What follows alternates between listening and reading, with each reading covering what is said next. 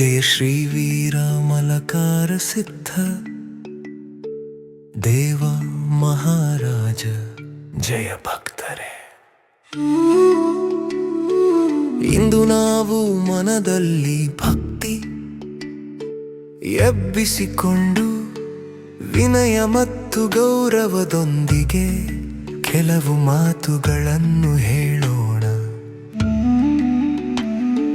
ಮಣ್ಣಿನ ಸುಗಂಧ ಮತ್ತು ಹೃದಯದ ನಂಬಿಕೆ ಹಿಡಿದು ಈ ಪವಿತ್ರ ಹೆಸರಿನ ಮುಂದೆ ನಿಂತುಕೊಳ್ಳೋಣ.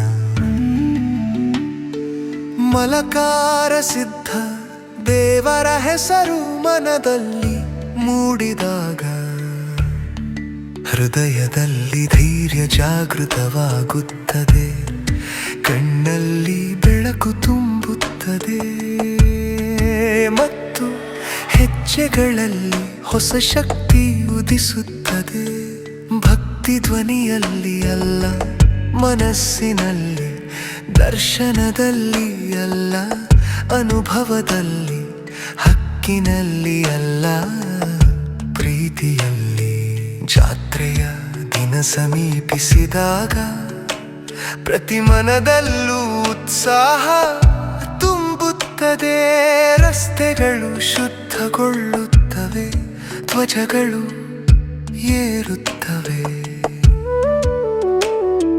ಪೂಜೆಯ ಪದರುಗಳು ಹೊರಬರುತ್ತವೆ ಮತ್ತು ಮನದಲ್ಲಿ ಒಂದು ಮಾತು, ಪಾಲಕಿ ಬರುತ್ತಿದೆ, ದರ್ಶನ ಸಿಗುತ್ತದೆ, ಕೃಪೆ ದೊರೆಯುತ್ತದೆ. ಪಾಲಕಿಯ ಗಂಟೆ ಮೊಳಗಿದ ಕ್ಷಣ ಹೆಜ್ಜೆಗಳು ತಾವೇ ಮುಂದೆ ಸಾಗುತ್ತವೆ. ಒಳಗಿಡದ ಕೈಗಳಲ್ಲಿ ಪ್ರಾರ್ಥನೆ ತುಂಬುತ್ತದೆ, ಕಣ್ಣಲ್ಲಿ ಭಕ್ತಿಯ ಕಣ್ಣೀರು ಹೊಳೆಯುತ್ತದೆ. ಆ ಕ್ಷಣದಲ್ಲಿ ಮಾತುಗಳು ಕ್ಷೀಣವಾಗುತ್ತವೆ, ಮನಸ್ಸೇ ಮಾತನಾಡುತ್ತದೆ, ನಂಬಿಕೆ ಆಲಿಸುತ್ತದೆ. ಭಕ್ತರೇ, ಜೀವನದ ದಾರಿಯಲ್ಲಿ ನೋವು ಬರಬಹುದು, ತಾಕು ಬಂದು ಹೆಜ್ಜೆಗಳು ನಿಧಾನವಾಗಬಹುದು.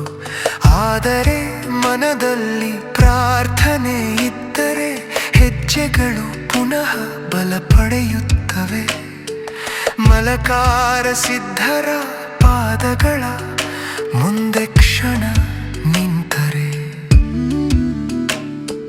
ಮನಕ್ಕೆ ಶಾಂತಿ ಮತ್ತು ನೆಮ್ಮದಿ ದೊರೆಯುತ್ತದೆ ಮತ್ತು ಒಳಗಿನಿಂದ ಧೈರ್ಯದ ಧ್ವನಿ ಕೇಳಿಸುತ್ತದೆ.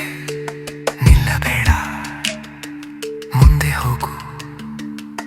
ಆಶೀರ್ವಾದ ಎಂದರೆ ಖಾಲಿ ಮಾತು ಅಲ್ಲ, ಆಶೀರ್ವಾದ ಎಂದರೆ ಬೆನ್ನಿಗೆ ತುಂಬುವ ಒಂದು ನಿಜವಾದ ಆಧಾರ. ಅದು ಹೇಳುತ್ತದೆ, ಹೋಗು, ನಾನು ಇದ್ದೇನೆ. ಮಲಕಾರ ಸಿದ್ಧರ ಹೆಸರು ಮನದಲ್ಲಿ ನೆಲೆಸಿದರೆ ಕೋಪ ಹಸನಾಗುತ್ತದೆ, ವಿಚಾರಗಳು ಶುದ್ಧವಾಗುತ್ತವೆ ಮತ್ತು ಹೃದಯದಲ್ಲಿ ಮನುಷ್ಯತ್ವ ಬೆಳೆಯುತ್ತದೆ. ಈ ಶಕ್ತಿ ನಮಗೆ ದಾರಿಯನ್ನೆತ್ತಿಸುತ್ತದೆ, ಇತರರನ್ನು ಜೊತೆಗೊಳ್ಳಲು ಪ್ರೇರೇಪಿಸುತ್ತದೆ. ಧರ್ಮ ಅಂದರೆ ಮಾತಿನ ಅಲಂಕಾರ ಅಲ್ಲ, ಧರ್ಮ ಅಂದರೆ ನಡವಳಿಕೆಯ ಸತ್ಯ. ಆದ್ದರಿಂದ ನಮ್ಮ ಹೆಜ್ಜೆಗಳಿಂದ ಒಳ್ಳೆಯದನ್ನು ಬಿತ್ತೋಣ, ಮಾತಿನಿಂದ ಭರವಸೆ ನೀಡೋಣ, ಕೃತಿಯಿಂದ ಮನುಷ್ಯತ್ವ ಉಳಿಸೋಣ. ಭಜನೆಯ ಮೃದುನಾದ ದಾರಿಯನ್ನು ತೋರಿಸುತ್ತದೆ, ಆರತಿಯ ಕತ್ತಲನ್ನು ದೂರ ಮಾಡುತ್ತದೆ. ಒಂದು ಪ್ರಾರ್ಥನೆ ಶಕ್ತಿಯನ್ನು ಎಬ್ಬಿಸುತ್ತದೆ. ಇಂದು ನಮ್ಮ ಸರಳ ಪ್ರಾರ್ಥನೆ, ಜೀವೀರ ಮಲಕಾರ ಸಿದ್ಧ ದೇವ ನಮಗೆ ಸುದ್ದಿಗೂ ದಾರಿ ತೋರಿಸಿ, ಬೆಳೆಸಿದೆ ಶುದ್ಧತೆ ನೇದೆ ಮನಕ್ಕೆ ವೇದ ನೀಡೆ ಮತ್ತು ಮನ ನನಗೆ